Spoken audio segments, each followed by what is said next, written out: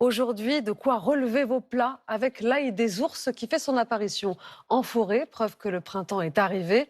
Et c'est avec un chef étoilé que nous allons nous promener dans les bois, dans le Bas-Rhin. Nicolas Fleury, Caroline Arnold et Antoine Hussert. De l'animal féroce qui lui a donné son nom, il n'a que le caractère sauvage. L'ail des ours, c'est un goût subtil, une plante délicate qui colore les forêts à l'arrivée du printemps. Amateurs et chefs reconnus n'ont qu'à le cueillir pour l'apprivoiser.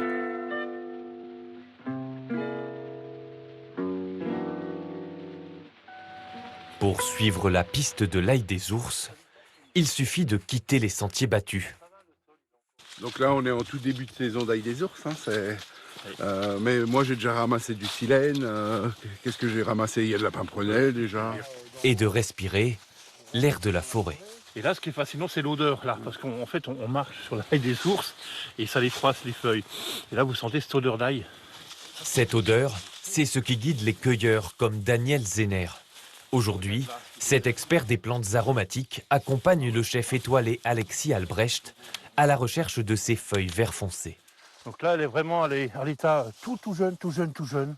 C'est à l'ombre des arbres que pousse l'ail des ours, une plante consommée depuis des milliers d'années. On vivait avec les saisons. L'hiver, on mangeait que des racines, on mangeait de la viande. Et au printemps, le corps avait besoin d'autres apports en vitamines, etc. Et donc, on avait la première verdure, c'est l'ail des ours. Et on l'appelle l'ail des ours parce qu'on dit qu'au sortir de l'hibernation, les ours, c'est une des premières matières vertes abondantes qu'ils trouvaient. Regardez, il n'y a quasiment que ça.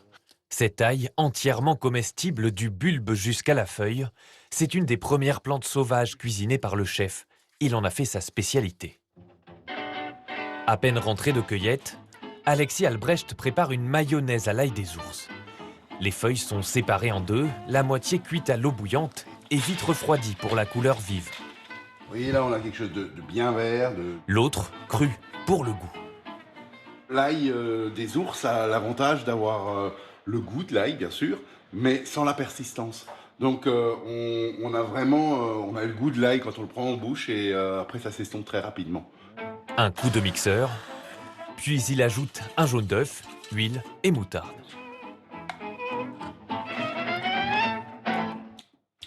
On a l'acidité qu'il faut, c'est juste bien. Si le chef utilise les plantes sauvages comme l'ail des ours, c'est aussi pour cuisiner local. On a ici, à proximité, à portée de main, des saveurs inexplorées qu'on va des fois chercher à l'autre bout du monde. Il y a tellement de saveurs ici que ce serait dommage de ne pas s'en servir. Aujourd'hui, sa mayonnaise accompagne ses tranches de veau aux fleurs sauvages. Pour goûter cette nouvelle recette, il a invité Daniel Zenner à sa table. Ouh là là, une assiette de printemps. Eh oui! L'expert des plantes est conquis par ses saveurs acidulées. Et c'est vraiment pas écœurant, cette ail des ours, c'est très fin comme ail.